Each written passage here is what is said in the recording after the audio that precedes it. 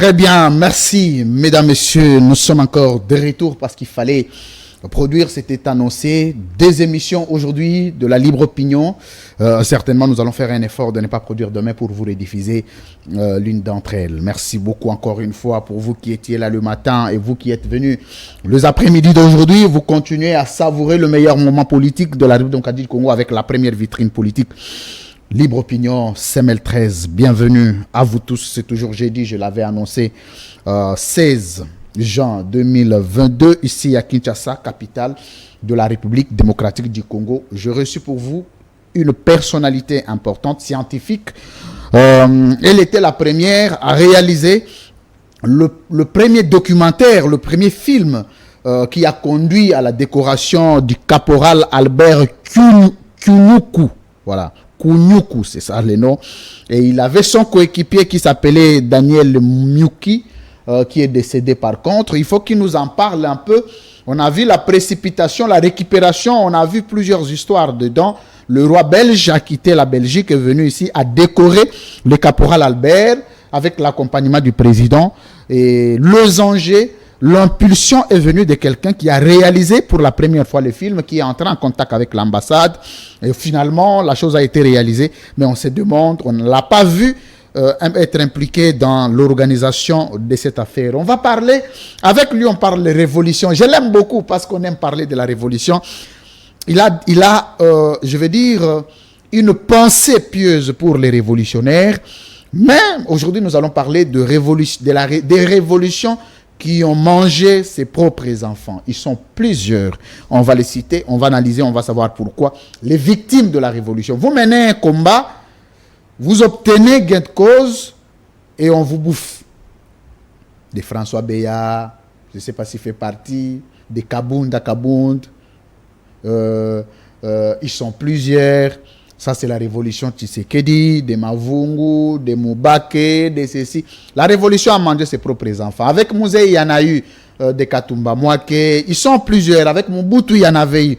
Il y en aura encore demain. Il faut qu'il nous propose quelques alternatives. Il s'appelle Joseph Adolphe Voto, professeur d'université, directeur général du groupe de presse Canal Kin Télévision, média appartenant à l'ancien sénateur, prisonnier de la haie, Jean-Pierre Bemba Gombo. Bienvenue, monsieur le professeur. Il faut dire ancien prisonnier. J'ai dit ancien prisonnier.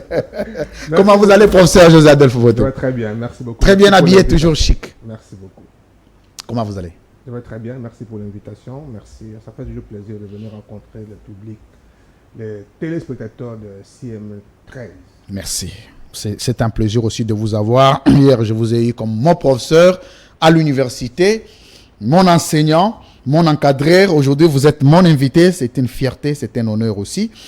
Alors, aujourd'hui, je suis votre collègue. Ah. Pourquoi vous rappelez constamment toujours? Vous n'êtes plus étudiant. Maintenant, on est collègues.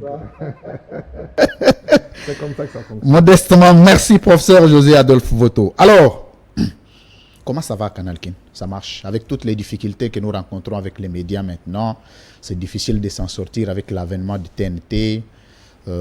Comment ça va chez vous déjà? On se bat. Je rends hommage à ces personnels que j'ai trouvés, qui aiment ce métier, qui est extraordinaire, qui acceptent de travailler dans des conditions difficiles. Bon, c'est au public d'en juger. Non, moi aussi, je fais partie du public. Ouais. Il ne faut pas oublier que j'étais un personnel de Canal Congo Télévision, CCTV.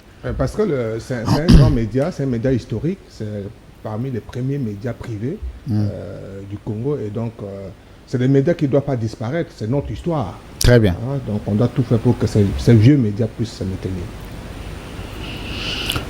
J'ai un petit constat amer. Je vais le partager avec vous. C'est comme si Canal Kin commence à prendre l'ascenseur sur CCTV. Alors que hier, CCTV qui était au-dessus de Canal Kin. Ce déséquilibre-là est lié à quoi? Je ne sais pas si vous faites le même constat que moi. Hier, c'était CCTV. Aujourd'hui, c'est Canal Kin. Bon, je ne sais pas. Je ne peux pas l'affirmer ainsi. Mais est-il que les audiences, comme on dit, le buzz, le succès ne durent pas éternellement? Que ce soit pour un homme, une star. Ça peut être une star de football, de musique, ça peut être un restaurant, ça peut être une télé. Donc, lorsqu'on monte, il faut toujours savoir qu'un jour, ça va décliner. Il faut préparer cette déclinaison. Donc, c'est normal que de temps en temps, peut-être qu'un média qui était plus haut, c'est pas seulement CCTV, ben, qui peut baisser. Il faut travailler pour se maintenir toujours. Maintenant, pour travailler, qu'est-ce qu'il faut faire? Pour faire un bon travail, pour ne parler que de CCTV, c'était un grand média, avec kiosque, avec votre collègue Kabongo qui a fait le plus et le beau temps, mais ils ont été déstabilisés aussi pour des questions techniques. Vous voyez, la chaîne a voyagé, voilà, on a connu cet accident sur l'avenue du Port, la chaîne est allée sur le 24 novembre, ça doit rentrer maintenant sur le boulevard. Vous voyez, toutes ces transitions-là. Vous aviez voyagé, vous aussi, Canal King? Oui, mais ça nous a vraiment déstabilisé, c'est pour le dire. Ça déstabilise. Lorsqu'on a perdu une partie du matériel, il faut renouveler. Lorsqu'on a perdu l'adresse, tout ça, ça contribue à... Mais dans tout ça, Bemba dit quoi? Apparemment, lui-même, il n'est pas présent dans ses propres médias. Il s'est dit, bon, finalement, battez-vous. Non, mais Bemba, c'est un promoteur. Il n'est pas... Il fait pas partie... Il doit continuer à être promoteur, il ne doit pas être un promoteur partiel. Donc, il faut différencier quand même la personne physique de la personne morale. Très bien. Nous sommes des entreprises de personnes morales et nous nous engageons en dehors de Jean-Pierre Bemba. Du reste, ce n'est pas lui qui gère l'entreprise. Aujourd'hui, si l'entreprise a des problèmes avec l'État, par exemple, lui, ce n'est pas lui qu'on va inquiéter, c'est moi qu'on va inquiéter. Non, mais je dis, vous vous rendez compte à qui cette fois-là? Oui, c'est une chaîne privée, on lui rend compte, on lui fait des rapports financiers, des rapports techniques, tout ça, mais ce n'est pas lui qui engage l'entreprise vis-à-vis ni de l'État ni de l'opinion. Et ça aussi, ce n'est pas seulement du point de vue de la gestion technique et financière, c'est aussi du point de vue... Vous savez qu'une entreprise de presse, c'est une entreprise d'opinion. D'opinion, voilà. Très bien. Et donc... ça change aussi avec le positionnement du promoteur sur le plan politique. Ça, il fallait qu'on en parle. Oui, ça dépend. Le personnel qu'il a, c'est un personnel formé, c'est des journalistes. Je rappelle toujours aux gens que tous ceux qui travaillent à Canal King ne sont pas du MLC. Ils ne sont pas du MLC, ce sont des gens qui ont fait des études de journalisme. Qui appliquent les métiers en tant que tels. Qui viennent chercher du travail. Dans la Entre autres, nous-mêmes, on faisait partie de ces personnels. Nous n'étions jamais des MLC. Voilà, il y en a beaucoup comme ça. Donc, et ça, peut-être parfois, les gens... On a toujours un penchant. Oui, c'est-à-dire que si vous n'êtes plus d'accord... Nous, à l'époque, on nous disait « Awa eza Bemba ». Donc, donc, quand tu traites l'info, tu dois mettre ça dans la tête. C'est légitime. Ça existe partout. Dans tous les médias du monde. Ouais. Dans toute la quasi-totalité des médias de qui ce sont des médias politiques. Très bien. Un investissement des hommes politiques. Parce que chaque homme politique au Congo peut avoir son média. Et voilà, et donc on parle de la ligne éditoriale. Donc si vous n'êtes pas d'accord, vous vous retirez. Si vous êtes d'accord, vous faites avec. Mais tout journaliste garde sa liberté. Si vous n'avez plus de liberté d'opinion, si vous n'avez plus de liberté de manœuvre pour faire l'information, là vous n'êtes plus journaliste. Très bien. Le dernier constat que je vais partager avec vous, parce que ça fait très longtemps qu'on ne sait plus votre dernière émission avait fait un tollé total. J'ai reçu les appels d'ici, du monde. Je dis, mais les professeurs votent, il faut que le contenu en passe. Il doit passer, il doit. Les gens sont très très fiers de vous. Mais le dernier constat que je voulais un petit peu partager, en rendant d'ailleurs hommage à tous les confrères de Canal King et de CCTV, qui travaillent parfois aussi, parce qu'on doit se le dire, Bemba d'hier n'est plus Bemba d'aujourd'hui. Mais la force de Bemba, c'était ces deux médias-là. Bemba, 10 ans à la CPI, n'eût été ces deux médias, ça aurait été pire qu'aujourd'hui. Mais on parlait de Bemba parce que ces médias étaient investis pour lui, pour faire sa promotion. Mais quand il sort de la prison, il faut que ces médias respirent quand même. Il ne faut pas qu'on ressente comme si Bemba continue à être en prison. Plus grave encore, Bemba est aux affaires, il a des ministres au gouvernement, il est à l'Union sacrée. Et il faut qu'on sente quand même ces médias respirer, ces médias qui ont tout donné à Bemba. Non, il ne faut pas confondre les choses. Bemba n'est pas aux affaires, c'est le MLC qui est aux affaires. Ah, il y a une différence. Il y a une grande nuance. Donc, en tout cas, en ce qui concerne Canal King, c'est une chaîne privée. Qui n'est pas une chaîne du MLC, voyez-vous. Et donc, même les cadres du MLC qui sont aux affaires, ils ne sont pas directement redevables à Canal King. C'est Bemba qui est le patron de Canal King. Et du MLC aussi. Et du MLC. Et donc, Bemba n'est pas aux affaires, Bemba ne travaille pas, c'est un chômeur. Donc, c'est pas parce que quelques gens du MLC sont aux affaires que ça pouvait aller mieux. Mais c'est lui qui les a envoyés. Oui. Vous et moi, on ne va pas se dire si Bemba rencontre Tshisekedi d'aujourd'hui. Je ne dis pas que ça se passe comme ça, mais au moins par rationalité, ils rencontrent le président de la République, ils savent ce qu'ils peuvent faire pour avoir l'argent. Il n'a pas besoin d'aller dans un bureau. Non, mais l'argent, on ne l'a pas comme ça. Vous savez, c'est les hommes d'État. Félix Tshisekedi, on prend 100 000 $, mon frère, tu peux mettre du carburant. Vous pensez que ça entre dans... Ce n'est pas dans le cadre de la gestion de la République? C'est la gestion de la politique, mais est-ce que c'est sur ça que le Canal peut compter?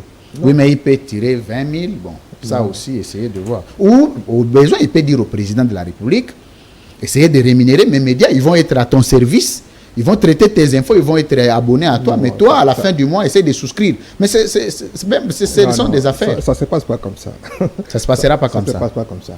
OK.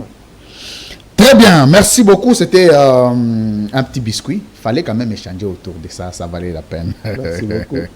Alors, professeur Adolphe Voto, le dossier qui importe aux Congolais ici, c'est un dossier du caporal Albert Kounyoukou, dont vous étiez le premier réalisateur d'ailleurs du film.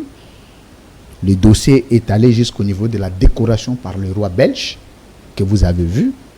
Nous avons besoin de vous donner 4 minutes ou 5 à défaut pour nous brosser un peu l'historique et les contextes. Vous n'êtes que professeur d'université. Comment vous arrivez à découvrir ces vaillants qui est aujourd'hui un honneur, une fierté, une dignité pour la République démocratique du Congo, qui était tout de même négligé, découvert par vous, finalement, à travers vos discussions avec l'ambassadeur, décoré, pour que nous puissions finalement revenir sur la décoration, les contextes de ces contacts jusqu'à réaliser un film. C'était quoi l'intérêt et c'était quoi le contexte? Alors, originellement, je suis journaliste. Je fais des études de journalisme comme vous. Très bien. J'ai pratiqué le journalisme, mais je me suis progressivement converti en réalisateur de cinéma. Je ne sais pas quand on commence, qu'on est connu. J'ai fait des films avant qui n'ont pas eu de succès. Mais j'ai une passion pour de personnalité. Je ne sais pas pourquoi. Quand quelqu'un réalise des prouesses, quand quelqu'un est grand, ça ne veut pas dire seulement l'argent, mais quand quelqu'un a une histoire extraordinaire, ça me tente toujours. J'ai fait un film sur Jean-Pierre Bemba qui n'a pas marché. J'ai fait un film sur Mukwege qui n'a pas marché. Pourquoi? Non, mais un film, c'est comme une chanson, c'est comme une émission. Vous pouvez croire que vous avez fait quelque chose, mais ça ne marche pas. Ça marche pas toujours. Peut-être à cause de la promotion. Et surtout au début, ça ne marche pas toujours. Vous ne faites pas la promotion aussi. Oui, ça dépend. Mais le drame dans notre pays, c'est que tu dois tout faire toi-même. Tu es toi-même réalisateur, toi-même tu es producteur, toi-même tu es financier, toi-même tu es marketeur. Ça ne marche pas. Voilà pourquoi ça ne marche pas. Alors, j'ai fait ces 2 films-là sur Mukwege, sur Bemba, ça n'a pas marché, mais ça ne m'a pas découragé. Jusqu'au jour où j'ai rencontré Daniel Myuki, et les caporaux, Daniel Myuki et Albert Kounyoukou, comme par hasard. L'histoire, c'est que Daniel Myuki, notamment, il habitait le quartier ancien combattant, qui était un quartier contigu au quartier où j'étais à ma campagne.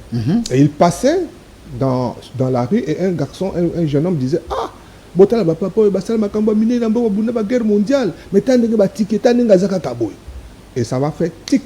Je dis « Mais ça, c'est intéressant. » Et ce jour-là, je l'ai laissé passer, mais après, je suis rentré dans le quartier pour le chercher. Jusqu'à ce que je ne l'ai pas retrouvé. Alors, je suis allé au ministère des Anciens Combattants par un ami qui m'a dit, non, effectivement, il y en a encore 2, c'est Daniel Myuki et Albert Kounyoukou, d'ailleurs, c'est moi qui les suis. Donc, ils étaient connus, retracés par l'administration, et voilà, c'est comme ça que ça fonctionne. Et j'ai sollicité de faire le film avec eux. Daniel Myuki, qui était un intellectuel, après la guerre mondiale, il a étudié en Suisse, il est revenu travailler à Mamaïmo comme infirmier. Il était très réticent. Il ne voulait pas. Il dit non, je ne peux pas avoir de problème avec l'armée, on va m'arrêter. Je dis mais papa, vous avez 94 ans, qui va vous arrêter?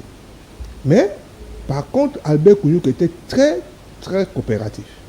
Mais de fil en aiguille, je les ai convaincus, j'ai eu des autorisations au niveau de l'armée, tout ça. Et puis je fais le film avec eux qui est sorti en 2018 à la A de la Gombe. Et le film a porté sur quoi? L'ombre des oubliés. Le titre du film, c'est L'ombre des oubliés. L'idée, c'était que c'est des gens qui ont combattu pour la guerre, pour la paix dans le monde. Ils ont fait la guerre mondiale. C'est des braves gens qui ont été arrachés de leur famille à 18-19 ans par la force pour combattre sous le drapeau belge à côté des Américains, à côté de... La tenue qu'ils ont, la tenue que vous voyez là, c'est une tenue britannique. C'est la tenue de l'armée britannique. Lui, il a combattu sous le vaillant général Montgomery. Ça, c'est l'histoire du monde. Comment il s'est retrouvé là? Non, mais lors de la guerre mondiale, la deuxième guerre mondiale notamment, la Belgique a été envahie. La Belgique a été occupée par l'Allemagne. Et la Belgique... à l'époque, lui, il était en Belgique. Non, lui, il était ici. Ok. Et la Belgique ne pouvait pas faire face à l'Allemagne. L'Allemagne voulait attaquer la France. Alors, l'Allemagne a choisi de passer par a demandé à la Belgique, de le faire passer par son territoire pour attaquer la France. La Belgique a refusé par la solidarité à la France. Et l'Allemagne a attaqué la Belgique. Et en 18 jours, la Belgique était occupée par l'Allemagne. Le gouvernement était en exil et le roi a capitulé. Et donc, la Belgique n'avait pas d'armée, la Belgique n'avait pas de moyens de faire face à l'Allemagne. Alors la Belgique, qui faisait partie des alliés américains, britanniques et français, dit « Moi, je n'ai pas grand chose à vous fournir. Tout ce que je peux fournir comme contribution, c'est que je peux aider pour la mission médicale. Mais j'ai des troupes au Congo belge. J'ai des soldats au Congo belge. En fait, les soldats belges qui ont combattu à la guerre mondiale sont les Congolais. » Ah bon? Voilà. C'est une très belle révélation. Voilà, la Belgique va prendre ces troupes-là, en tout 25 000 hommes, et qui va mettre à la disposition du commandement britannique. C'est ainsi que de fil en aiguille, c'est une longue histoire, ils vont se retrouver, par base de lui, il va se retrouver en Birmanie, en Inde, en Birmanie, pour combattre face aux troupes nazies. Alors, toute cette histoire, il me raconte. Ce qui est encore extraordinaire, c'est que en 2015, il y reçoit une décoration de Vladimir Poutine. Quand il me raconte ça, je dis, mais c'est papa, est-ce qu'il comprend ce qu'il raconte? Est-ce qu'il connaît Vladimir Poutine? Le même Poutine ici, le président russe, le tout-puissant du monde. Alors, je vais chez lui et il me sort sa médaille et son attestation, qui est signée au stylo bleu par Poutine. Là, j'étais déconnecté. Je dis, mais non, mais c'est pas possible. J'ai dit, pour ça, je dois faire un film. Je dois prendre ma caméra. C'est ainsi qu'on a fait le film avec eux en 2018. L'ombre des oubliés pour dire que c'est des grands messieurs, mais qui ont été oubliés par la Belgique, qui n'a jamais rien fait pour eux. Mais ce n'est pas des Belges, d'abord les Congo. Ils ont été roulés, normalement c'est des Belges. Ils ont appartenu au Congo belge. Le pays s'appelait Congo belge. Très bien. Et ils ont combattu sous le drapeau belge. Mais parce que les Congo n'étaient pas en guerre. Ils étaient noirs, hein? La Belgique n'avait aucun intérêt de les propulser. C'est peut-être au Congo de revendiquer tout ça. Ils ont été roulés et ça faisait partie, leur dossier fait partie de ce qu'on a appelé les contentieux belgo-congolais, qui n'a jamais été vidé. Très bien. Voilà. Alors je fais ces films-là pour 2-3 objectifs. J'ai dit d'abord pour qu'on les connaisse leur histoire, à travers leur histoire, l'histoire du Congo. Parce que l'histoire des nations, l'histoire des peuples, c'est l'histoire des guerres. On peut tout oublier, mais les guerres, on n'oublie jamais. C'est l'histoire des guerres et c'est l'histoire des victoires. Et je suis heureux que le roi des Belges a traversé Kassavour, qui est le symbole de la guerre mondiale, qui est le symbole qui a été consacré comme le symbole de la bravoure de la force publique. Le roi, symboliquement, a traversé l'avenue Victoire. Quand on dit victoire, c'est victoire militaire. Ah, ok. Oui.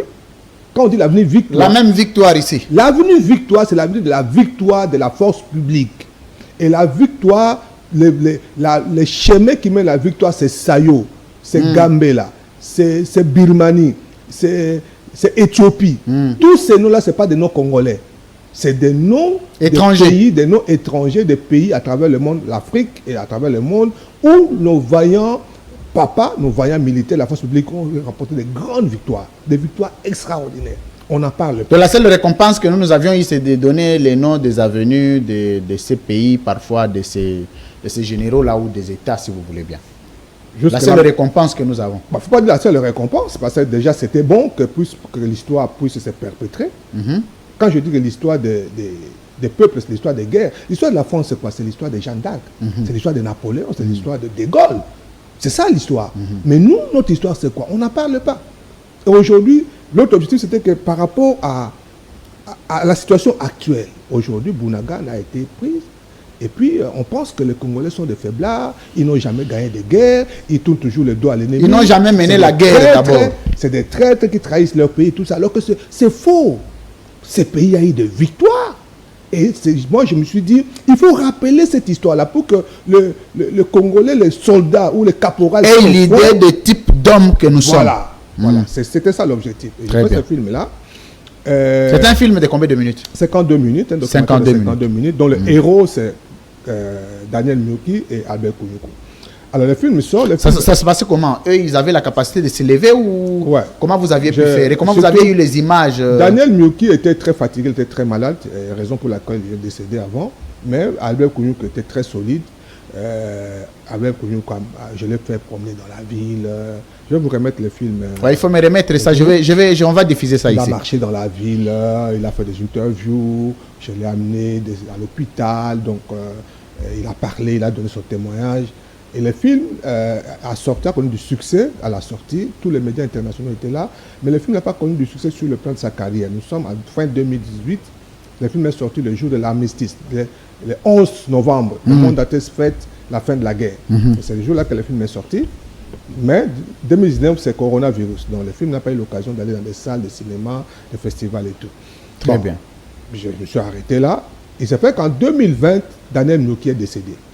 Il est décédé, son corps est à la morgue. Et puis ça traîne, comme dans l'armée, difficulté, tout ça, on ne l'enterre pas et sa famille s'inquiète. Sa famille dit, bon, remettez-nous les corps, on va enterrer nous-mêmes. On dit, non, c'est un militaire, vous n'avez pas le droit de l'enterrer à votre façon.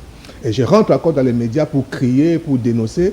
Et heureusement pour lui, le 30 juin 2020, un peu avant, une semaine avant, le gouvernement sort l'argent pour son enterrement. Et en même temps, le président Tshisekedi signe une ordonnance pour les désigner tous les deux chevaliers de l'ordre national de la République.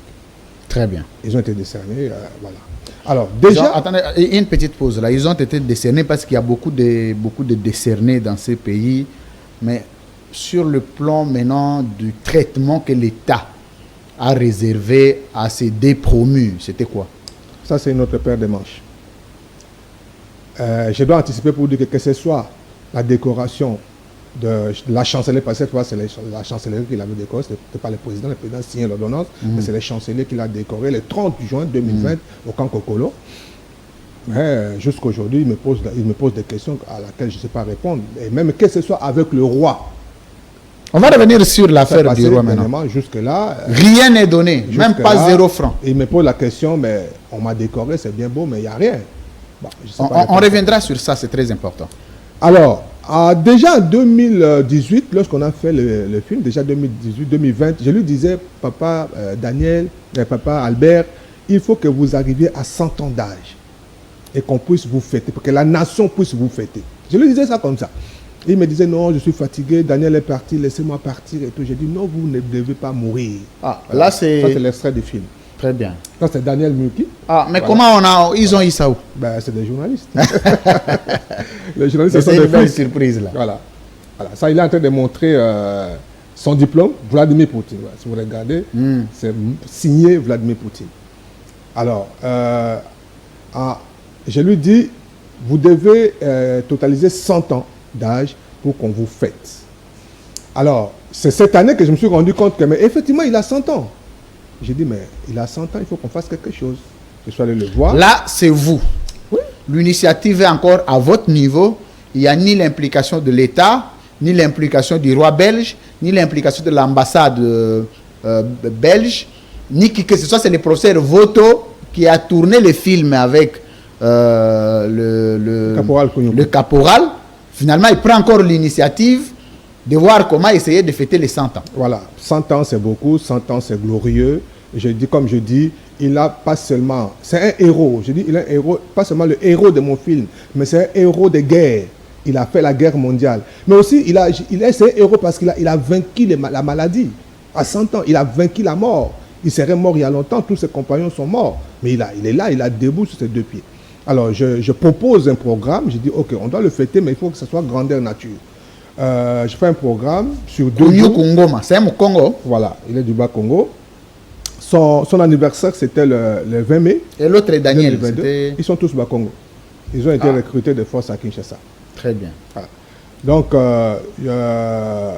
son anniversaire, c'était le 20 mai. Le 20 mai, c'était vendredi. Je dis, mais vendredi, c'est un jour ouvrable. Si on met le programme vendredi, ça peut être compliqué. On met le gros du programme le samedi 21. Donc, la semaine qui a précédé, je l'ai promené dans de grands médias pour annoncer l'événement. Il a fait des interviews, il a fait des conférences de presse. Je remercie le président Bosso qui nous a offert le Palais du Peuple, la salle de spectacle et la salle de banquet. Tout ça, il le faisait avec le soutien de qui? Le soutien financier de qui?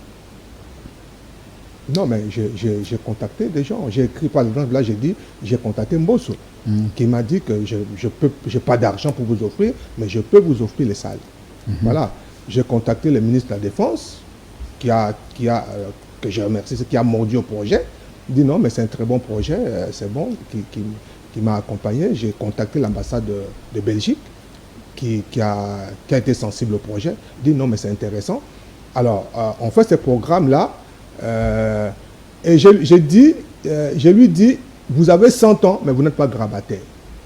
Vous n'êtes pas malade. Il n'a pas une maladie connue. Il est fatigué, il a un peu de tension, il a l'âge. Et j'ai dit, mais vous devez marcher les jours de votre anniversaire sur le boulevard du 30 juin. Et on va organiser une marche de santé à laquelle on a convié l'armée. Il y avait la fanfare militaire, il y avait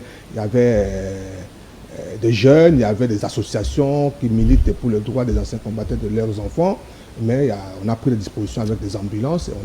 Il a marché à pied du monument de la gare centrale jusqu'au bureau de la CENI. Ça fait 100 mètres. 100 mètres. 100 mètres pour 100 ans. Et c'est beaucoup.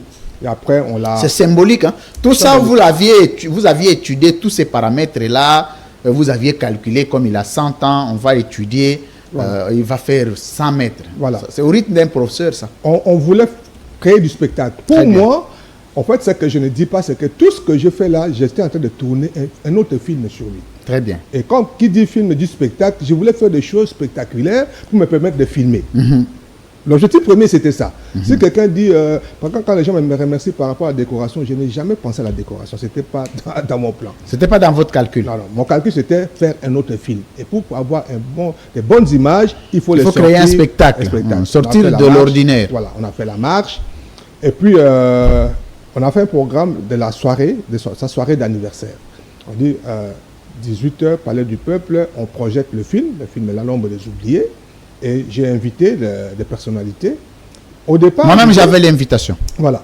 Au départ, l'idée, c'était je voulais susciter un débat autour de leur situation. La situation des anciens combattants qui ont été délaissés. Très bien. Et j'invite l'ambassadeur belge qui a accepté l'invitation. Et j'invite le ministre de la Défense. Au départ, pour moi, je me disais que je vais piéger l'ambassadeur de la Belgique. Comme ça, il vient et on va poser des questions. J'invite des journalistes et j'invite des scientifiques. J'ai invité le professeur Ndaïwen, le professeur Njoli et l'honorable Thomas Louaka qui s'intéresse plus à notre histoire pour qu'on puisse creuser cette affaire-là. C'est quoi? Comment se fait-il que des Congolais puissent combattre pendant la guerre mondiale et depuis pratiquement plus de 70 ans, ils sont oubliés, on ne les paye pas et puis ils sont tous morts et puis c'est fini. Très bien. Alors au fur et à mesure qu'on discute par rapport à l'organisation, l'ambassadeur de la Belgique émet une idée. Il me pose la question, est-ce que depuis qu'ils sont rentrés de la guerre, est-ce qu'ils ont déjà reçu des décorations de la part de la Belgique? Je vérifie l'information auprès du caporal, il me dit non. Les décorations qu'ils ont, c'est celles qu'ils ont reçues au retour de la guerre, en 1945. Et depuis le retour de la guerre jusqu'à aujourd'hui, plus de contact avec la Belgique. Alors l'ambassadeur émet une proposition, il dit, mais si je pourrais le décorer à l'occasion de son anniversaire. Ça, c'est l'ambassadeur qui vous dit? L'ambassadeur. Au départ, c'est l'ambassadeur, ce n'est pas le roi. Très bien. Donc, c'était une initiative de l'ambassadeur à vous qui avez l'initiative de fêter les 100 ans. Voilà. Et comme on aurait une soirée, film, débat, échange, et après on va... On peut organiser un moment pour le décorer. Alors, je mets une réserve. J'ai dit, bon, moi je ne suis pas militaire, mais pour peu que je sache, un militaire, sa décoration, c'est l'éclairant. C'est la fanfare. Et puis c'est l'État. C'est l'hymne national. L'État doit être dedans pour suivre tout ça. J'ai dit, mais comment vous pouvez décorer un militaire dans une soirée d'anniversaire? Bon, on débat un peu de ça, mais on n'a pas levé l'option. Très bien. C'est resté à quel poisson? J'en parle avec le cabinet du ministre, des généraux là-bas. Les avis sont partagés. Ils disent non, c'est faisable. D'autres disent non, c'est pas faisable et tout ça. Alors, finalement, lorsqu'on s'approche de l'anniversaire... C'est qui le ministre de la Défense actuel? Comme on dit bien au Congo, je peux bien le présenter. C'est le professeur docteur Kabanda. Quand je dis professeur docteur, ce n'est pas qu'il a un diplôme de docteur, c'est un médecin. Mais il est professeur d'université. Docteur en médecine. Voilà. Et puis il est professeur d'université. C'est lui le ministre de la Défense. De la Défense. C'est un général. Mais il n'est pas connu. Voilà. C'est un général. C'était un général à la retraite. Il est revenu aux affaires. Ah, c'est très bien. C'est un monsieur que je salue, que je respecte beaucoup. Parce qu'il a eu les réflexes. Il n'avait pas accepté de nous accompagner. Ceci n'arriverait pas. Ceci n'arriverait pas. Très bien. Alors, et finalement, on ne parle plus de décoration. Jusqu'à ce qu'on a l'anniversaire, on fait la fête. Mais ce qui m'a frappé, c'est que pendant... C'était où la fête? Au Palais du Peuple. Au Palais du Peuple, toujours. Ah, okay. Partie scientifique à la salle des spectacles. On projette les films et les scientifiques parlent, discutent, il y a quelques interventions. Et puis on se déporte de là au palais, à la salle de banquet, avec un grand cocktail, avec un grand gâteau d'anniversaire, voilà. Et ce qui tout ça, c'est sous le financement de qui? De Mbosso toujours? Non, mais et les ministres, vous-même. Une personnalité comme celui-là. C'est toujours important, prof, hein, de retracer un peu le... Ouais, on peut pas, une personnalité comme celui-là, comme le caporal. On ne peut pas manquer de soutien. On ne peut pas manquer de soutien. Donc on a eu des soutiens, il y en a qui ont réagi, il y en a qui n'ont pas réagi, mais en tout cas, le peu qu'on a eu, on a fait ce qu'on voulait faire. On voulait vraiment... Au moins, l'objectif était atteint. On voulait donner de la couleur à l'événement et les médias étaient là, ont répercuté et tout. Et ce qui m'a frappé, c'est que l'ambassadeur a traîné longtemps là-bas. La fête est finie, les gens sont en train de partir, mais il traînait là. Et il me souffle que non, il n'y a pas eu de décoration, mais c'est que n'est que partie remise, c'est pas fini. Et c'est alors que... Donc il était marqué par l'organisation, le sens de l'événement, et lui il est allé au-delà pour constater que on pouvait ajouter d'autres choses qui n'avaient rien à voir avec l'anniversaire. Alors, il était... Mais je crois qu'il voulait s'assurer que... Ou il voulait récupérer la situation, ou la Belgique voulait récupérer à nouveau la situation. Ils l'ont récupéré, effectivement. Parce que j'ai écrit à des instances, à part le ministre de la Défense qui a réagi, mais les autres instances n'ont pas compris, ils n'ont pas réagi. Mais comme chez nous, hein, même le président lui-même n'a pas réagi. Oui, j'ai écrit des lettres, la présidence n'a pas réagi. Ah, ils sont toujours comme ça. Pour les choses utiles, ils n'ont pas le temps. Je suis gêné d'en parler, mais c'est comme ça. J'ai dit, mais le caporal Kouroukou, c'est un Congolais. Son commandant suprême, c'est le président de la République. C'est lui qui... D'abord, le président qui devrait être en avant-plan. Voilà, présenter le caporal au roi. Ben, je suis heureux que finalement le président est venu à Kassavou. Parce que dans le premier programme... On reviendra sur la venue du président. Là. Le président après, quand vous avez des discussions avec l'ambassadeur... Voilà, et finalement, l'ambassadeur, c'est alors que le service me souffle discrètement... Le service de l'ambassadeur. Voilà, que le caporal sera couronné et sera décoré par le roi lors de son séjour ici, mais il faut garder ça secret, on y travaille. Alors, ils ont écrit au ministère. À ce moment-là, ce n'est plus votre tour. Quand c'est le vous roi, êtes dessaisi. C'est normal. Donc, à ce non, mais vous deviez quand même être dans l'organisation. C'est deux États. Non, on devrait vous mettre dans l'organisation. Non, mais je crois que... Vous étiez les pionniers.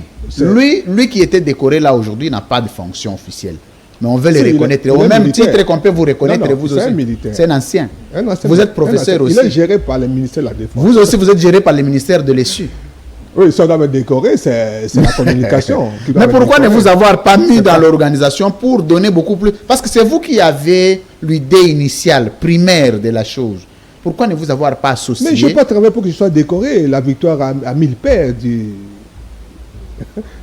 les Américains. Espérons, allez-y. Ma joie, c'était que ça soit fait comme ça. Et donc, je n'y avais pas pensé. Mais... Après, c'est alors que c'est fixé maintenant qu'il sera décoré par le roi. Ça apparaît dans le programme du roi. Les ministères accordent l'autorisation qu'il soit décoré. Et voilà, ça s'est passé comme ça. À ce jour, décorer pour lui importe peu. La bonne manière de décorer ses papas, c'est de mettre les moyens à sa disposition pour les soins de santé, pour son à manger. À 100 ans déjà, vous ne savez pas comment il mange, personne ne s'est soucié. Le président ne s'est pas soucié, le roi belge va rentrer, va manger chez lui, lui il va rester avec ses galères. Comment il va continuer à vivre, comment il va manger, présenter les médias, amener les rois belges, c'est une chose. Mais les garder encore en vie et jouir de ces médailles-là, en est une autre. Qu'est-ce que vous avez fait? Alors là, ce n'est pas le travail d'un réalisateur, même si je peux toujours faire quelque chose en termes de plaidoyer, mais ça, c'est le travail du gouvernement. Ça, c'est le travail du gouvernement. Mais jusqu'ici, il a déjà reçu quoi? Il a, par rapport à cette décoration, il n'a rien reçu d'autre que la décoration. Donc, il y a une médaille Ouais. En tout cas, je l'ai appelé après la décoration, je lui ai posé la question, il m'a dit que, en tout cas, je réponds à sa phrase, Mbappé Singa est le côté. Est-ce que pour lui c'était un événement ça? Parce que quelqu'un qui a été décoré par Vladimir Poutine, quand le roi belge vient le décorer, ce n'est plus un événement. Mais est-ce que ce qui importe pour lui, c'est ces médailles ou c'est l'argent qu'on devrait lui donner pour vivre? Mais je crois que tout ce qu'ils ont réclamé pendant tout ce temps, c'est pas une médaille. Ils ont réclamé leur argent, c'est ça leur discours. Leur prime de guerre, comme ils l'appellent. Ils ont toujours réclamé leur argent. La Belgique dit qu'il ne leur doit rien parce qu'il aurait payé à Mobutu qui avait pris l'engagement de les payer parce que Mobutu devait de l'argent. Les Zaïre, à l'époque, devaient de l'argent de télécom à la Belgique. Ils ont fait une compensation. À lui, on peut donner ne fût-ce que 20 000. Même si on donne 20 000, c'est déjà beaucoup. Parce que quand le film est sorti, le film a fait des échos en Belgique et en France. Vous connaissez les Français. Ouais. Les Français en ont fait leur chou gras. Parce que les Français, eux, ils s'occupent des Sénégalais, de tous les anciens combattants de la Deuxième Guerre mondiale. Très bien. Et ils disent, nous ne comprenons pas que la Belgique puisse délaisser comme ça les anciens combattants congolais. On a interpellé les anciens responsables, les anciens combattants belges qui sont encore vivants, pour leur dire, mais comment vous les avez laissés comme ça? Ils disent, non, nous, on ne leur doit rien parce que leur argent, on avait payé à Mobutu, c'est Mobutu qui devait leur payer. Mais nous disons, non, ce n'est pas cohérent. Quand ils sont allés à la guerre, Mobutu n'était pas là. Mobutu était un gamin. C'est pas Mobutu qui les a envoyés. Mobutu, c'est un gamin. Quand il était à 45, Mobutu avait 15 ans. Et comment on peut prendre l'argent des individus? L'argent des salaires, le solde, comme on le dit, d'un militaire, ce n'est pas l'argent. C'est à lui. C'est à lui, c'est pour sa poche et sa famille. Et comment on peut prendre l'argent des individus donné à l'État congolais en compensation de factures, de télécom, tout ça? Donc ça ne tient pas debout. De ce côté aussi, chaque gouvernement qui arrive ne semble pas prendre les choses au sérieux. Et les Belges les font du chantage, laisser tomber tous ces dossiers. Il n'y a pas que ces contentieux-là, il y a d'autres contentieux entre le Congo et la Belgique. Et à chaque fois, chaque gouvernement qui arrive dit laissez tomber cette affaire. Donc il y a encore des contentieux belgo-congolaises. Si. Belgo-congolais, je voulais dire. Si, il y en a beaucoup à dire, mais en venant ici, le président n'a pas donné l'impression qu'il y avait des contentieux qu'il fallait régler. C'est comme si tout allait mieux à le voir. Ben, je dis toujours ça. Chaque gouvernement, depuis, au Congo, courbe toujours les Chines devant la Belgique pour dire non, nous on va vous soutenir, tout ça, laissez tomber cette affaire-là, c'est déjà dépassé et tout. Malheureusement. C'est une corruption morale. Kounyoukou, il est faible, et puis c'est un vieillard, il n'a aucune possibilité pour aller défendre ses intérêts. C'est le gouvernement, c'est les imaginez un peu, tel qu'il était en train d'être décoré, là, il avait giflé les rois. Ça, c'était un incident. Il pouvait gifler les rois. Parce que besoin de me médaille voilà. Déjà avant mais vous savez, quand vous parlez avec lui, il pleure. Moi j'allais être content. Dans certaines interviews que j'ai avec lui, parfois il pleure. Quand il pense à ces 25 000 autres qui sont morts, qui ont disparu, il pleure. Il pouvait gifler le roi, il pouvait refuser la médaille, il pouvait créer un incident. Ça aurait été scandaleux. Ça aurait été mieux, on allait le valoriser s'il avait fait ça. On connaît ça, c'est un monde d'agitation. On allait s'agiter, finalement, on allait poser la... Pour un homme blanc, il allait trouver normal. Bon, mais vous allez apprendre que c'est l'État congolais qui l'a arrêté. Voilà, pour l'amener à 100 ans. Mais au moins, on l'avait préparé et puis il a accepté. Mais le problème est à moitié résolu. Le reconnaître, les honneurs, c'est bien. Mais il a droit à la vie. Il a droit comme ses enfants, d'ailleurs. Très bien. Alors, merci beaucoup. Donc, jusqu'ici, on retient, à part le multiple médailles qu'on a amenées. Alors, lui, le président, comment il débarque là-bas? Non, il ne faut pas dire débarque, c'est chez lui. Non, mais parce qu'en récitant les faits, je n'ai pas vu ni senti l'implication du président. C'est-à-dire c'est débarqué parce que je n'ai pas... L'implication du président, c'est le commandant suprême des armées. Non, dans l'affaire, là. Oui, mais quand le roi vient, son hôte, c'est le président. Et ce n'était que normal que le président accompagne le roi. Non, mais est-ce que le président ne pouvait pas appeler les caporales là, déjà avant la venue du roi belge, prendre langue avec lui, savoir son état d'esprit, son état moral, et discuter avec lui, les coacher un peu, les préparer comme le chef de l'État avant que le roi ne vienne. Donc lui, il vient juste le moment où le roi belge vient. Lui aussi arrive là-bas. Si le roi belge n'avait pas appelé, lui ne le verrait même pas. Ce qui est regrettable. Est-il que le président signait son ordonnance, je venais de le dire, en 2020 pour l'élever au rang de chevalier de l'ordre national Kabila Lumumba. Mais je crois que les services n'ont pas bien fonctionné. Très bien. Ça n'a pas été médiatisé. Avant que le roi ne vienne nous avoir écrit, ils auraient venu chercher le caporal. Le caporal a fait 100 ans. Le caporal a écrit nous l'avons aidé à écrire au président pour demander une photo souvenir à l'occasion de son 100e anniversaire. Il n'y a pas eu de réponse. Et ça, je crois que ça n'a pas fonctionné. Vous vous imaginez la photo du caporal avec le président sur des panneaux dans la ville de Kinshasa? Les gens n'ont pas vu les gains politiques. Mais le peuple d'abord, c'est ça. C'est ça le peuple d'abord. Parce que c'est un peuple. Un caporal qui a été oublié. Oublié par tous les présidents. On dit que plus c'est les rois d'abord. Hein? Tous les présidents qu'il a connus. Il a connu tous les présidents congolais, ce monsieur-là. Mais personne ne l'a reçu. Tous les présidents congolais. Voilà. Commençant par Kassavou. Kassavou, Mobutu, les deux Kabila.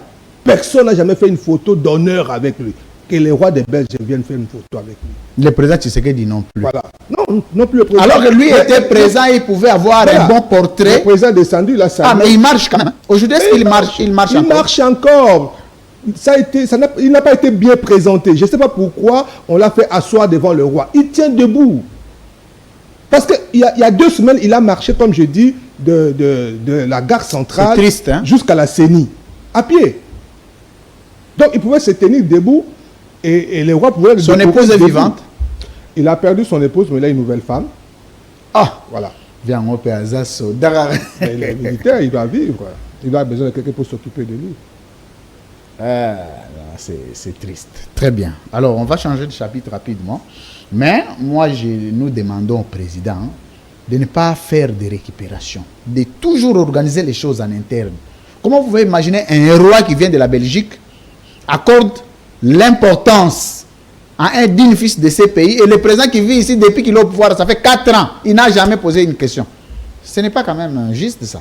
Ce sont les services qui doivent recommander. Ah, mais il a des services, non? Voilà. C'est pourquoi je dis que les services n'ont pas fonctionné. C'est toujours des services chez nous. C'est toujours des services, c'est pas lui. Ouais. Toujours des services. Mais ils sont payés pour ça. Il y a des gens qui sont engagés, payés mais pour ça. Mais les rois belges aussi a des services, mais il est venu. Oui, qui ont fait fonctionner. Qui ont fait fonctionner les choses. En fait, c'est que je ne voudrais pas dire... Est-ce que la lettre que vous aviez écrite à la présidence, là, elle ne lui est pas parvenue? C'est pourquoi je parle de service. On a bloqué la lettre. Parce que déjà au niveau de l'administration, on ne peut pas bloquer la lettre destinée au président. Mais c'est grave. Ça, ce n'est plus un problème de service, c'est un problème de désordre maintenant de l'intitulé. Comment une lettre quitte au président peut disparaître? C'est grave. Est-ce que là, c'est un problème de service? Déjà, il n'y a pas... C'est grave. Donc, on envoie la lettre, soit il y a des possibilités, la lettre n'était pas arrivée, soit la lettre était arrivée, le président n'a pas lu, parce qu'il n'a pas le temps pour ça. Soit il a lu, il n'a aucune attention pour ça. Ça sont des possibilités. Non. Cette possibilité est exclue. Le président ne lit pas toutes les lettres. Il ne lit presque pas de lettres. Voilà. Vous savez combien de gens écrivent au président par jour? Ça peut être 5000 lettres par jour. Il n'a pas le temps de lire ça. C'est pourquoi les services existent. Chacun doit traiter... Non, mais pourquoi il ne lit pas? Il est payé pourquoi? Non, il ne peut pas passer son temps à lire les lettres. C'est comme ça que ça fonctionne. Bon, lui, il fait quoi cette fois-là? Il lit des résumés. Il lit des recommandations. Voilà, c'est comme ça. Et donc, quand les services travaillent normalement, il dit, ah, ça, parmi ces 100 lettres ici, ça c'est urgent. Et on lui fait, président, il y a ça. Voilà ce qu'on doit faire. Bon, c'est ce que j'ai dit. Pour ça. Quand on fait ces résumés-là, c'est la lettre, les résumés des lettres. Oui. Mais quand lui, mais si on ne l'a pas fait. En tout cas... est-ce que la lettre était arrivée? Connaissant Tshisekedi est très sensible. Je vois Tshisekedi aller au centenaire pour les morts. Oh, voilà. Ça, la sensibilité. Il est très sensible. Je ne pense pas que si le président avait vu cette lettre, si le dessus lui avait été présenté. Bon, maintenant ici, il a vu la décoration. Quittons maintenant l'étape des lettres. Là, on n'est plus dans l'administration. Ouais. Maintenant ici, on est dans les factuels. Ouais. Le roi est venu, lui aussi a accompagné les rois. On a décoré. Après. Mais attendons voir. Ah, on attend. Là, ce n'est plus l'administration, ce n'est plus les services. Attendons voir, mais lui, il a vu, attendons voir. Très bien, on va terminer cette émission. Merci pour ce grand travail que vous avez fait. Merci. Demain, vous aussi, on vous décollera de... Le vieillard me dit il me dit que j'aurai 100 ans. J'ai dit non, je n'aurai pas 100 ans. Oh, vous évitez d'avoir 100 ans. 100 ans, c'est compliqué. Je ne vais pas trop vieillir. Non, mais dans je veux autre chose, pas 100 ans. Pour avoir 100 ans, il faut avoir... Lui, c'est un militaire, hein. C'est un militaire peut encore marcher à 100 ans, c'est pas donné à tout le monde. Voilà. Ah, c'est ça. C'est ça aussi. Non, mais félicitations pour la qualité du travail. Merci. Voici ce qui est parti d'un film à une décoration qui implique des étapes. En tout cas, on vous doit des félicitations, des encouragements aussi. Il faut continuer à affiner d'autres héros. Déjà, comme je disais, il y a un prochain film sur lui, seul maintenant. Le premier, il ne faut pas attendre qu'il meure, hein. Il faut le faire pendant qu'il est vivant. Non, on a eu beaucoup d'images extraordinaires de lui, donc on va faire un film. Pourquoi il n'avait pas demandé au roi belge d'aller vivre en Belgique là? Bon, c'est une possibilité. Les programmes ont prévu un entretien entre le caporal et les rois des Belges. Cet entretien n'a pas eu lieu. Pourquoi? Je ne sais pas. C'était juste bonjour, je suis content, voilà. Mais c'était prévu dans le programme, c'était écrit qu'il puisse avoir un entretien avec le roi de Belgique. Pourquoi maintenant cet entretien n'a pas eu lieu? Je ne sais pas. On a eu les rois, on l'a amené ailleurs. Voilà. Donc le problème, c'est que... Ça, c'est le protocole. L'agenda. Parce que là-bas, ça se passe comment? Donc là-bas, on s'est dit, on n'a pas le temps pour ces histoires ici. On prend les rois, on l'amène ailleurs. Mais il est rentré, les rois. Ben, le roi est rentré depuis. C'était 6 jours, non? Il est rentré par Lubumbashi. Par Lubumbashi. Par Lubumbashi. Donc il était à Kinshasa, je crois 3 jours. Puis, donc lui, il est rentré, le président est rentré aussi. Mais il devrait d'abord venir. Non, je ne pense pas que le président ait accompagné Lubumbashi. Lubumbashi, après Lubumbashi, il est allé... Oh, il est allé seul là-bas. Moi, je ne crois pas que le président était là-bas. Je ne sais pas, je n'ai pas vu les images. Donc, il est allé à Bukavu, chez Dr Mukwege. Et puis, il est rentré sur Lubumbashi pour prendre son avion. Donc, le roi là est très sensible avec, je vais dire, le patriarche, les gens qui font un grand travail pour ces pays. Et j'ai écrit au docteur Mukwege qui devait venir à Kinshasa à la veille de la visite du roi. Il a été retenu parce que le roi venait là-bas. Parce qu'on avait pris rendez-vous pour qu'il puisse rencontrer les caporales. Pour moi, c'était important parce que voilà 2 Congolais, 2 personnalités, 2 hautes personnalités qui ont marqué l'histoire du Congo dans 2 domaines. Mais qui ne sont pas des politiques. Ok. Voilà. Donc, on peut être grand dans ces pays sans faire la Ils sont qu'à 2? Non, au moins, c'est 2 cas-là qui sont connus. Oui, j'ai dit jusque-là, selon vos recherches. Non, Mouyembe, c'est un grand. Mouyembe, c'est un grand. Il a fait combien? Non, peut-être que le Congolais ne réalise pas. Mouyembe, c'est un grand. Non, est-ce que prof... Respect. S'il vous plaît. Non, je pose la question, il n'y a pas de problème. Respect pour les professeurs. Non, il n'y a pas de problème. C'est votre collègue, prof, il n'y a pas de problème. So, Bimi Nanzela, on a coin. Au bien, bon, ça, il a lobby. Oh, au Lugiga, moi, 4 et 5 personnes au Baole Ganzela. Mais ça, pour Nayo, Mouyemba Zanani, pe Mukwega Zanani. Bayembi Bangota? Te Mukwega Ibani. Mouyemba, c'est là, Ibani, un bon détournement, un bon à Covid. On est temps, prof. Mais je vais vous donner, ça c'est le fait. Nous vivons avec les peuples.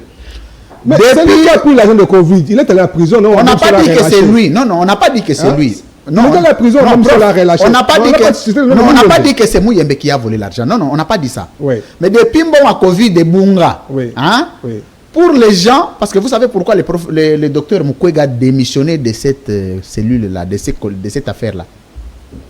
Vous vous souvenez?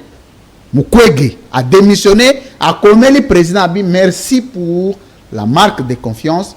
J'estime, pour des raisons d'honneur et de dignité, je ne peux pas travailler là-bas. De Covid. Et banité, on a cité le nom du ministre. Il est allé en prison. Mais pourquoi vous voulez mêler ça à Mouyembe? Respectons le nôtre. Non, le nôtre, on le respecte, mais il faut aussi dire ce qui ne va pas. Mouyembe a trouvé la solution pour soigner Ebola. Si Mouyembe était ça, on le reconnaît. Si Mouyembe était américain, son nom serait partout. C'est un grand. C'est un grand, non, on ne le refuse pas. C'est un grand. La technique qu'il a développée pour perfuser un grand doit rester toute la vie avec du sang contaminé. Prof, un grand doit demeurer. Il ne faut pas par moment tu deviens petit, à un moment tu deviens grand. Non, tu restes, soit tu es grand, soit tu es petit. C'est un grand. Oui, c'est un grand. Mais il faut qu'il reste grand. Il ne faut pas un saint. Quand on dit un grand, ce n'est pas un saint. Ce n'est pas qu'il est parfait. Mais parmi nous, les imparfaits, il est grand. Très bien. Voilà. Coup de chapeau au docteur Mukwege. Ah, ça c'est vraiment le prix Nobel. Ça c'est la dignité. Le jour où Mukwege devient candidat président, moi je serai le premier à le voter. Honnêtement, cet homme-là, il faut du respect. Malheureusement, il a toujours peur d'être candidat président. Parce qu'il connaît, il sait ce qui se passe, il sait. Bon, certainement, après les mandats du président, aux jours à venir, quand tout le monde deviendra maintenant candidat, sans un président qui devait être conduit, certainement, il pourra. Mais en tout cas, cet homme-là, il inspire beaucoup. Combien d'ambassadeurs défilent, quittent leurs États, juste ils arrivent chez Mukwege, ils terminent là-bas, ils rentrent. Ils ne viennent même pas ici. Plusieurs présidents font de visites clandestines là-bas, ils voient Mukwege discuter, ils rentrent. Ouais. Mais on m'a dit que... En Occident, quand on parle du Congo, on dit tu ne peux pas aller au Congo sans voir sans voir Mukwege. Ah, je pensais que vous alliez dire... Sans voir Mukwege, c'est comme si tu n'étais pas allé au Congo. Très bien. Coup de chapeau, que Dieu continue à l'aider. Mais il faut faire un film sur lui. Hein. J'ai dit que j'ai commencé. Vous avez déjà fait. Ouais. Mais là, j'ai rendez-vous. Non, mais je pense qu'il faut aller vraiment vers lui. Non, mais j'ai rendez-vous, il doit rencontrer le caporal. S'il a qu'il va rencontrer le caporal. C'est très bien. Quelque chose. Ça sera il en a pris l'engagement.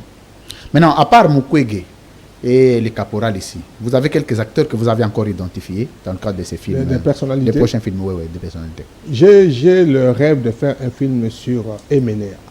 Emenea, Kwamambu. Kwamambu, c'est une forte personnalité. C'est pas le musicien qui m'intéresse. C'est Emenea. C'est les côtés, oui. Le roi. Ça, c'était un roi. Et ça, c'est encore extraordinaire. Voici quelqu'un, un jeune homme qui n'a pas d'argent, mais qui se décide de vivre comme un roi. À Kikwit, on est sur la même avenue. Hein? Et voilà. Ça, c'est vraiment un vieux de l'avenue. Sans argent, il a décidé de vivre comme un roi. Ses enfants sont des princesses. La princesse Afimiko. Donc, il a fabriqué des stars. Voilà. Sa résidence, c'est la Maison Blanche. Vous avez vu sa résidence? Je suis déjà allé une fois. Voilà. Ouais. C'est une réplique de la Maison Blanche des États-Unis, en miniature. Mais aujourd'hui, qu'est-ce que l'État a fait? Bampoukou, Bakota, voilà. PC. Donc, ce que je veux relever, c'est l'État pouvait... Voilà. C'est ce genre de choses qu'il faut dire aux jeunes que c'est possible de rêver. Même si tu sors de Faubourg, même si tu sors d'une famille pauvre, ça n'empêche pas que tu puisses rêver. Il y a Kester. Qui encore? C'est fini, hein? Non, pour l'instant. Pas le président Tshisekedi. Non, c'est très politique. C'est très politique. Aujourd'hui, il n'y a pas de tic-au-tac. C'est pas possible. Il n'y a pas de tic-au-tac aujourd'hui. J'ai pensé faire un film sur Étienne Tshisekedi. Ça, c'est un grand. Pas Félix, hein? Étienne n'a jamais été président. Je dis pas Félix. Pas encore. Pas encore Félix. Ok. Félix n'a pas encore la carrière d'Étienne. Non, je ne dis pas la carrière d'Étienne. Lui aussi n'a pas encore la carrière d'Étienne. Mais il a été décoré. Non, mais il est dans son domaine. Oui, mais c'est ça. Mais Félix aussi dans son domaine. La politique corrompt. Malheureusement, la politique en Afrique, il ne faut pas faire la politique. C'est pourquoi Mukwege fuit la politique. De Kabila, vous pouvez faire? Non, je ne peux pas faire. Kabila, c'est un cauchemar pour ce pays. Je ne peux pas. Très bien. Ouais. De qui encore? De Katumbi, vous pouvez faire? Non, on a fait beaucoup de films sur Katumbi. On dit vous pouvez faire des Katumbi? Non, je ne vois pas l'intérêt. Non. Les Katumbi, les Kabila, les Katumba Mwake, ils ont fait beaucoup de mal à ce pays. Très bien. Ouais. Donc jusque-là, il y a que Kester qui est encore identifié et Etienne Tshisekedi. Ouais. Les deux. Eux, c'est des grands. C'est des grands. Quand je parle de grands, c'est comme les caporales. C'est pas l'argent. Non, c'est cet honneur-là, c'est ce service loyal à la nation. L'humanité. Voilà. Ça, c'est des grands. Pour Muyembe, vous ne ferez pas Docteur Muyembe? Si. Lui aussi, il est répertorié. Hein? Muyembe, c'est un grand. Il est répertorié. Bon, je n'ai pas encore pensé à ça. Un film, c'est pas... Non, prof, il n'y a pas de problème. Nous sommes juste entrés. Voilà. Vous avez vos critères. Nous prenons les acteurs, nous les soumettons à ces critères. Vous balancez. Non, si j'avais les moyens, je ferais un film avec Muyembe. Très bien, merci. On va terminer cette émission. D'être immortal. Mais c'est un très bon entretien. Hein. Finalement, on va décider de temps en temps comme ça. On fait un petit truc debout. C'est une très bonne chose. J'ai beaucoup aimé l'entretien d'aujourd'hui. C'est politique, quoi. Ouais. Alors, on va terminer par cette question importante de la révolution qui bouffe ses propres enfants. Je vais vous citer je vais prendre 3 révolutions les plus récentes. Je vais prendre la dernière d'Étienne Tshisekedi, qui a donné naissance à Félix Tshisekedi, qui a bouffé quasi tous ses enfants. Tous les enfants de la révolution Tshisekedi sont bouffés. Vous combattez, vous militez, vous donnez de l'énergie, vous prenez les pouvoirs, on vous bouffe. Il n'y a pas que le fils là qu'on a. Maintenant, on est en train de bouffer et les combattants. Donc, on bouffe les cadres, on bouffe les combattants, on quitte au niveau de bouffer le combattant, on paralyse les partis. Des Mavungu, des Chabani, des Kila, tout le monde là, bouffé. La suite, c'est l'avant-dernière, c'est la révolution Mouzé Laurent Désiré Kabila avec Joseph Kabila, les enfants bouffés. Vous connaissez l'histoire avec Mobutu aussi. Qu'est-ce qui fait que quand vous menez la lutte ensemble, c'est bien.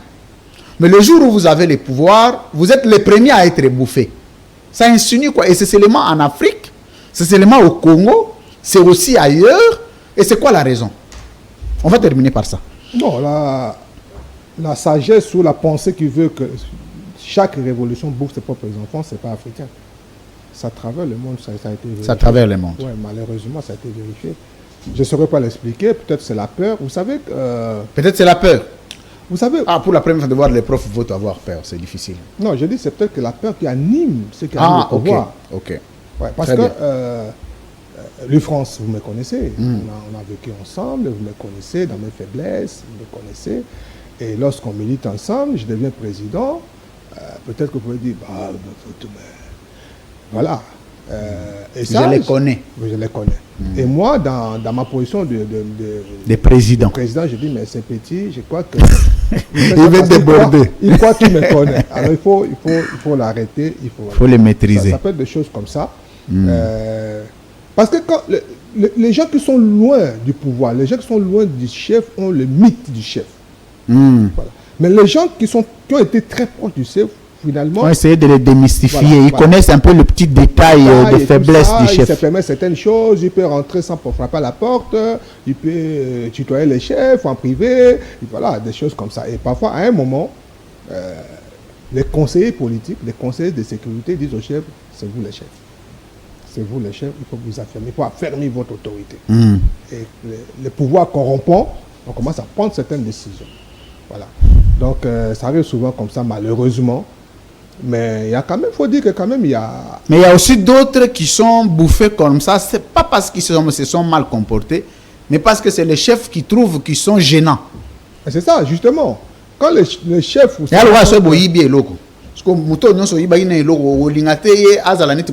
que tu les vois parler avec quelqu'un, voilà, il faut les maîtriser. Donc on a le chef, d'une part, le chef a peur.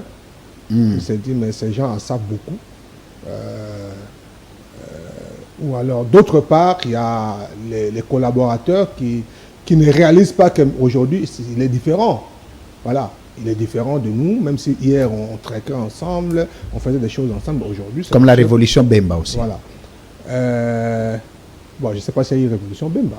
Bemba n'est pas arrivé au pouvoir. Les MLC, c'est toute une révolution. Non. Bemba n'est pas arrivé. Quand nous parlons de révolution... Oui, mais il est devenu vice-président de la République, c'est les pouvoirs. Quand on est au maquis, on est rébellion. Tant qu'on n'a pas accédé au pouvoir, on est rébellion. On est condamné. Mais quand il était devenu vice-président, là, il était... accède au pouvoir, on devient révolution, c'est ça. Ah, ok. Voilà. Donc c'est ça la différence. Quand on est dans le maquis, c'est la rébellion. Ouais. Quand on accède au pouvoir, c'est la révolution. On vous blanchit. Maintenant, Bemba, c'était qui? Non, mais il n'est pas arrivé au pouvoir. Non, il était devenu vice-président de la République. Oui, mais il n'a pas... Comme disait Étienne, tu sais qu'il n'avait pas l'impérium. Il n'a pas eu accès à l'impérium. C'est ça. Donc, c'est difficile à évaluer. Par contre, je dirais que beaucoup l'ont quitté. Au contraire, ce sont les collaborateurs qui l'ont quitté parce qu'ils ont attendu longtemps, ça ne venait pas. Non, mais d'autres ont dit que c'était un dictateur. Il n'écoute personne, il lève les options seul. C'est ce qui les suit jusqu'à aujourd'hui. Je vais vous faire une indiscrétion. 90% de gens du MLC avec qui j'échange ne sont pas d'accord avec la position de Bemba de rester à l'Union sacrée. Et ils ne partent pas. C'est ça. Oui, mais parce que faute de mieux ailleurs. Mais ceux qui voulaient aller à l'Union sacrée sont là, c'est ceux qui ont occupé des fonctions. Bemba n'a pas occupé de fonctions. Puisque vous parlez de discrétion, moi personnellement, j'ai discuté en privé avec lui pendant que l'Union sacrée prenait gestation. Moi, je lui ai dit qu'il n'avait aucun intérêt là-dedans. Mais par contre, la plupart des cas, contrairement à ce que vous dites, plus de 80% des cas étaient favorables d'aller à l'Union sacrée parce qu'ils fatiguaient le chômage. C'est ça la vérité. Ah, mais aujourd'hui, parce qu'ils n'ont pas eu, ils veulent changer de position. Ah, mais voilà, justement, c'est parce que maintenant, le gâteau est trop petit. Tout le monde on ne sait pas servir tout le monde. C'est ça. Les frustrés maintenant. Ok, merci. La vérité. Alors, merci, professeur José Adolphe Voto. C'était très intéressant, cet entretien. Je vais voir, je crois, le 2 semaines ou le mois, comment on peut avoir des petits entretiens comme ça, debout, où on essaye de revenir un peu sur l'histoire, le cinéma. Et de temps en temps, quand vous avez une autre dimension de production, essayez toujours de nous intéresser. On va essayer de vous accompagner dans ça. C'est très, très riche. Bon, bien que ces pays n'aiment pas valoriser ceux qui font du bon boulot, mais en principe, ce genre de film pouvait être financé par l'État. Merci. Espérons bien. Un mot de la fin pour nous séparer. Est-ce qu'il y a Tic au Tac? Est-ce qu'on peut vous poser 3-4 petites questions de Tic au Tac? Aujourd'hui, on n'a pas parlé politique. Aujourd'hui, on parlait non, mais toujours dans ce science, on parlait culture. Dans ce cadre-là de la culture, juste quelques questions Tic au Tac. Mais on a fait Tic au Tac tout à l'heure, non? Tu t'es pas rendu compte? Non, c'était pas Tic au Tac. C'était Tic au Tac. On a fait Tic au Tac tout à l'heure. Quel est le personnage sur lequel vous pouvez faire le film? C'était Tic au Tac. Donc ça suffisait déjà? Oui. C'était suffisant. On peut revenir sur le Tic au Tac. Très bien. Un mot de la fin. Merci beaucoup. Je voudrais m'adresser aux jeunes journalistes, jeunes qui sont dans la culture. Très bien. Que nous pouvons faire des films. C'est possible. Ces films-là, je les fais avec des caméras de télévision. C'est maintenant que je suis en train d'acheter des caméras haute définition pour le cinéma. Mais donc, le prétexte... Et puis quand vous nous enseignez, je crois en deuxième licence, là, quand vous enseignez les plans, hein, vous-même, vous êtes les maîtres des plans. Je ne sais pas, certainement, vous êtes derrière vos caméramens pour leur dire, ah, Zoua plan. Mais justement, la plan. J'ai commencé... Vous enseignez les plans profilmiques. Je me suis converti au cinéma parce que je suis allé comme assistant de professeur Matoumoine que je salue. Je remercie beaucoup parce que tout ce que je fais, c'est grâce à lui qui m'a appris le cinéma. Moi, je n'ai pas fait le cinéma à l'école. Et j'ai commencé à l'accompagner, parce que lui, c'est un spécialiste de cinéma, à l'accompagner de ce cours d'introduction au cinéma parce que la formation de journaliste est fondée sur le cinéma. Le cinéma, très bien. L'instrument de base de la télévision, qui est la caméra, ce n'est pas un instrument de la télévision au départ. C'est un instrument que la télévision a emprunté au cinéma. Et à un moment, j'étais révolté de savoir que j'enseigne aux étudiants le cinéma que je n'ai jamais fait. Et donc, c'était pas concevable. Voilà. Il fallait commencer par vous-même appliquer ça. Parce qu'il y avait une partie pratique aussi. Donc, j'ai dit, je commence à faire le cinéma pour être à mesure d'enseigner le cinéma aux étudiants, c'est plus correct. Comment vous trouvez maintenant la qualité d'étudiants à ce jour? Quand vous enseignez, comment vous trouvez? On monte ou on descend? Ça baisse tous les jours. C'est depuis la base, c'est depuis l'école primaire. Vous savez, on a eu de sérieux problèmes. Vous savez, moi j'ai toujours eu ce débat avec ceux qui ont créé l'UPN, une université pédagogique. Je ne sais même pas ce que ça veut dire, quoi, une université pédagogique, j'ai jamais compris. Nous avions un instrument important, IPN, Institut pédagogique national, qui avait mission de former les enseignants des humanités. On a tué ça. Vous savez qui sont les enseignants de nos enfants aux humanités aujourd'hui? Qui? Ce sont ceux qui ont échoué à l'université. Il va à l'ISTA, il échoue, il devient professeur de physique. Hein? Il va en droit, il échoue, il devient professeur de français aux humanités. Alors, tout ça, ça nous rattrape. C'est ça le possible. Professeur Vauto, c'est intéressant. Apparemment, ça me donne envie de ne pas couper. Alors, merci beaucoup d'avoir été les nôtres. Je vous en prie. Nous sommes très fiers du travail que vous faites. On va de temps en temps continuer nos échanges. Il faut considérer ça comme un entretien. Merci. Un entretien, prenez ça même si vous voulez prendre ça comme un entretien interpersonnel, ça m'arrange parce que il faut de temps en temps dépolitiser un peu le média. À un moment, on entre dans la culture, à un moment, on entre un peu dans la philosophie, dans les enseignements, dans ceci, c'est toujours important. Et avec quelqu'un qui s'y connaît en la matière, ça nous aide quand même à... Vous aviez découvert des caporals qui il est, dans quel contexte il a été décoré, alors que les gens se sont précipités à filmer, à diffuser la décoration, ne sachant pas l'origine. Mais vous avez maintenant l'information sur l'origine. Ça, l'importance de la culture. Merci, prof, d'avoir été le nôtre. C'est moi qui vous remercie. Maintenant, vous avez d'autres universités où vous enseignez? J'aime pas trop me disperser. Ah, c'est très bien. J'enseigne essentiellement à l'IFASIC, à King. Parce que quand vous quittez la maison pour monter à l'UPN, c'est pas facile. C'est difficile avec les embouteillages. Je préfère enseigner à l'IFASIC, mais j'enseigne à l'université de Kisangani. Okay. Quand j'y vais, je vais à l'université à pied. Donc, je suis dans les quartiers. C'est du repos. Très bien. Mais à Kinshasa, c'est très difficile. Merci, prof. Mesdames, messieurs, l'émission de cette deuxième tranche est terminée. La suite de la libre opinion. Merci beaucoup à Francis Ochoudi qui a assuré l'assistance. Merci à toute l'équipe technique. Merci à Glodine Dita. Merci à Merveille Vangou. Merci à John Mouka. Merci à John Katembwe. Merci à vous tous qui rédactionnez les techniques de CML13. Cette émission sera rediffusée à 20h. Oui, non, sera rediffusée demain à 12h et puis à 20h demain. D'ici là, portez-vous bien. Mais ce sont des émissions certainement qui vont revenir parce que les émissions que je produise vendredi et jeudi reviennent assez souvent samedi et dimanche. Donc, vous suivrez tout le week-end ces émissions. Merci de votre sympathique attention. L'émission d'aujourd'hui est terminée. Tout à l'heure, interface avec Nonon Kourou. D'ici là, portez-vous bien. Au revoir.